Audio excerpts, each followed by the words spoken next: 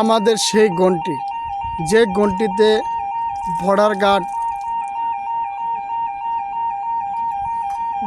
Guard Bangladesh Jamalpur অল্প কিছুক্ষণের মধ্যে আমাদের ইন্টারসিটি গাড়ি অল্প কিছুক্ষণের মধ্যেই এই সিগন্যালটি পের হয়ে যাবে। আমরা আরও অপেক্ষা করতেছি শত শত সিএনজি এবং অটো এবং ভ্যান চালিত গাড়ি।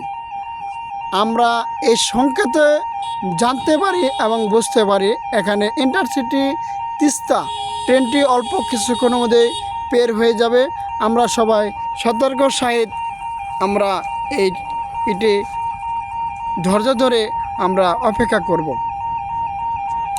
আমাদের সম্মুখে একজন দিয়েছে সাবধান, সামনের গতি নিয়ন্ত্রিত করে। আমাদের সম্মুখে যে গাড়িটি আসছে ছড়ি ইন্টারসিটি না, এটা হচ্ছে কমিউটার ট্রেন, ঢাকার উদ্দেশ্যে রওনা দিয়েছে ট্রেনটি।